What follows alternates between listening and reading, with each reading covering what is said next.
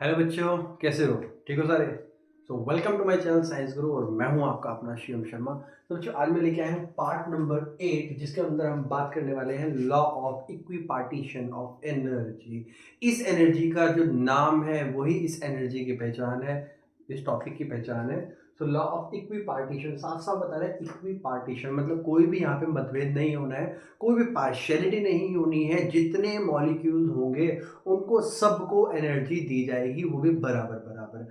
बिल्कुल भी मतभेद नहीं होगा, कम ज़्यादा नहीं करनी है। वैसे इसकी डेफिनेशन बनती है। तो लास्ट लेक्चर में मैंने ये बताया था डिग्री ऑफ फ्रीडम होता क्या है। बहुत ही प्यारा लेक्चर बना, उसे जाके विजिट कर सकते हो, देख सकते हो। एक बार में क्लियर हो जाएगी। वीडियो थोड़ी सी लेंथी हो चुकी है, बट मैंने एक एक चीज़, चाहे वो मोनोअटॉमिक हो, चाहे वो डायटॉमिक हो, चाहे वो ट्राइएटॉमिक हो, वो सारी चीज़ें एक वीडियो में बहुत ही अच्छी सुंदर तरीके से एक्सप्लेन करी है। तो इस वीडियो में हम लॉ ऑफ इक्विपार्टीशन एनर्जी के बारे में पढ़ेंगे और इस एनर्जी को यूज़ कैसे करना है मोनोअटॉमिक, डायटॉमिक और ट्राइएटॉमिक में, उसके लिए हम स्पेसिफिक नेक्स्ट पार्ट में पढ़ेंगे। तो इस वीडियो में सिर्फ और सिर्फ लॉ ऑफ इक्विपार्टीशन एनर्जी के बारे में बात करेंगे। डेफिनेशन साफ सीधी है। It states that in thermal equilibrium the energy is equally distributed, जैसा मैंने बताया, in various degree of freedom and energy associated with degree of freedom is 1/2 kBT।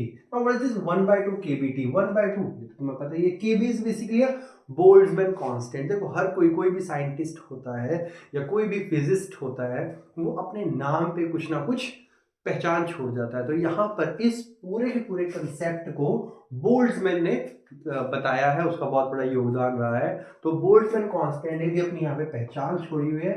तो केबी को बोला जाता है बोल्ट्जमैन कांस्टेंट, और ये बोल्ट्जमैन कांस्टेंट वही बोल्ट्जमैन है जिसने इस कंसेप्ट को इन्वेंट किया था। और यहाँ पे जो टी यूज हो रहा है वो है एब्सोल्यूट टेम्परेचर, कि उसका एब्सोल्यूट टेम्परेचर क्या है। तो मान लेते हैं हमारे पास कोई भी लेट मोनो एटॉमिक गैस है।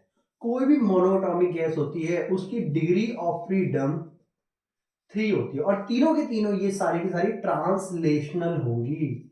क्यों? क्योंकि इसके अंदर कोई भी रोटेशनल डिग्री ऑफ फ्रीडम नहीं होगी। Rotational degree of freedom start होती है डायटॉमिक से, यहां पे कुछ नहीं होती। तो 3 डिग्री ऑफ फ्रीडम है। अगर मैं एनर्जी की बात करूं, देखो now average kinetic energy half m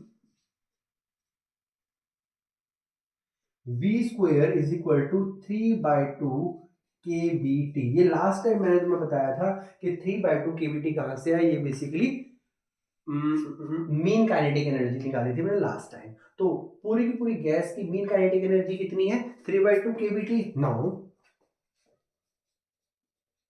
V is equal to, अगर मैं V की बात करूं, V बार की, तो V x बार प्लस, या स्क्वायर लगा देते हैं, तो V x का स्क्वायर प्लस V y का स्क्वायर प्लस V z का स्क्वायर, मतलब तीनों के तीनों मीन आएंगे, एवरेज आएगी। एवरेज मतलब मीन होता है बेसिकली।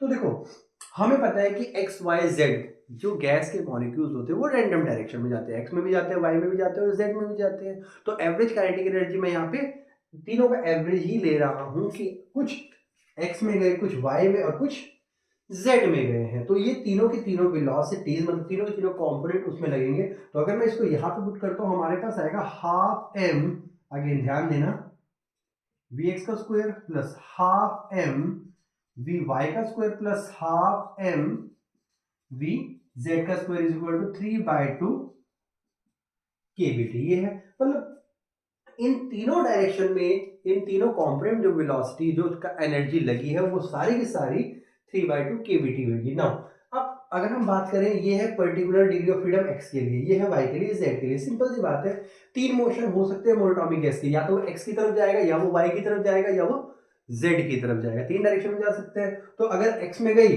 तो भी, y में गई तो भी, z में गई तो भी, इन तीनों की एनर्जी का जो सम होगा वो क्या आएगा?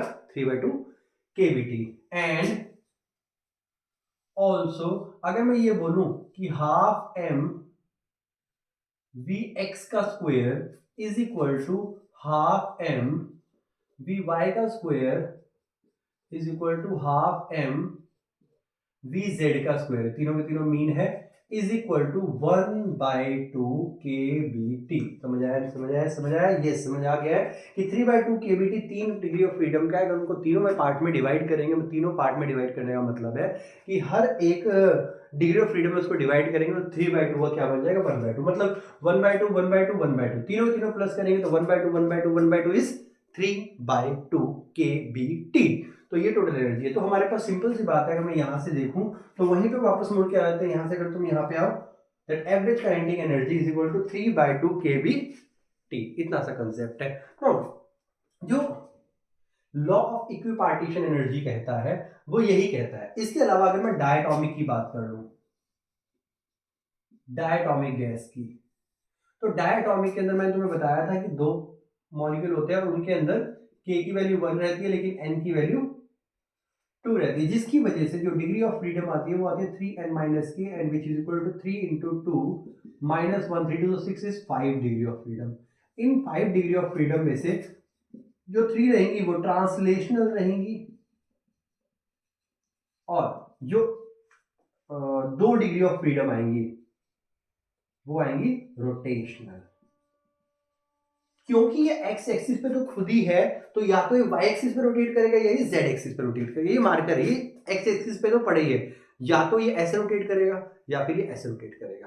क्लियर है? ऐसे ऐसे तो कर नहीं सकते, उस एक्सिस पे तो खुद ही है, उस पर रोटेट नहीं करेगा। उस पर क्यों? रीजन ये है क्योंकि इनका डिस्टेंस हमेशा कांस्टेंट रहेगा। क्लियर है? ये रहेगा। अगर ये वाई पे जाएगा तो ऐसे घूमेगा, अगर ये जेड पे घूमेगा तो ऐसे घूमेगा, और कोई डायरेक्शन नहीं है इसकी घूमने की, ऐसे तो घूमेगा नहीं। सिंपल सी बात है। वो तो ट्रांसलेशनल में आ गया, रोटेशनल में तो नहीं आया। तो अगर मैं इसकी एनर्जी निकालूं तो E translational plus E rotational is equal to 3/2 kBT। Clear है यहाँ पे?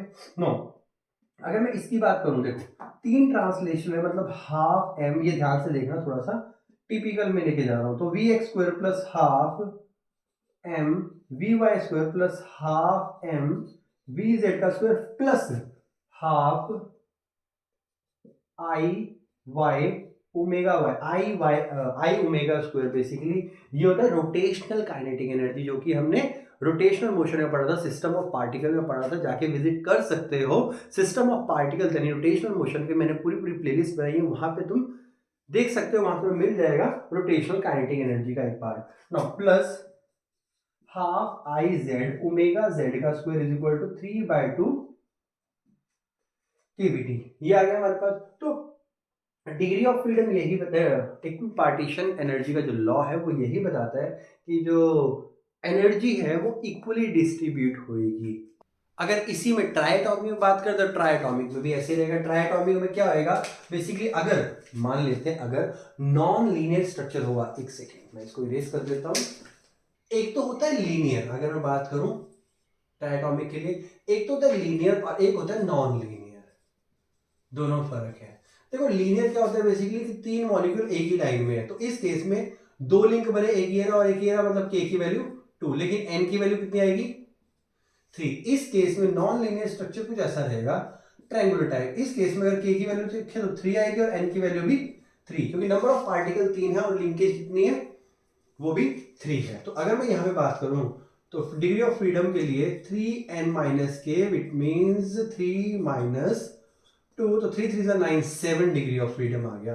अब ये 7 डिग्री ऑफ फ्रीडम में से 3 तो ट्रांसलेशनल रहेंगी, 2 रोटेशनल रहेंगी और 2 रोटेशनल रहेंगी नहीं, 3 ट्रांसलेशनल रहेंगी और 3 रोटेशनल रहेंगी और एक वाइब्रेशनल रहेंगी। अगर ऐसे इसमें बात करें तो इसके अंदर डिग्री ऑफ फ्रीडम तो F is equal to 3n - k, तो 3 तो कितना आया 6 डिग्री ऑफ फ्रीडम आएगी। इसमें क्या आएगा बेसिकली 3 ट्रांसलेशनल और 3 रोटेशनल, यहां पर एक बढ़ जाएगी और कुछ नहीं, बस सेम बाकी 3 3 9 - 2 7। ठीक है, तो इस को हम यहीं पे करने वाले हैं, इससे ज़्यादा हम नहीं आगे बढ़ाएंगे। Law of equipartition of energy ये तो मैंने बहुत ज़्यादा बता ट्राइएटॉमिक तक, बट इसमें स्पेसिफिक हीट पे इन्होंने बताया हुआ है। बट जो इक्विपार्टीशन है, ठीक है, इसको ज़्यादा मैं डेप्थ में नहीं लेके जा रहा हूँ, डेप्थ में नेक्स्ट लेक्चर में लेके जाऊँगा, तब तक तुम ये डाइजेस्ट कर लेना। तो इक्विपार्टीशन ऑफ एनर्जी सिर्फ ये कहेगा कि जितनी डिग्री ऑफ फ्रीडम उस एनर्जी को उतने में डिवाइड कर दो। ठीक है, तो इस वीडियो का एंड में यहीं पे करने वाला हूँ। अगर कोई भी डाउट हो तो कमेंट सेक्शन में पुट कर सकते हो।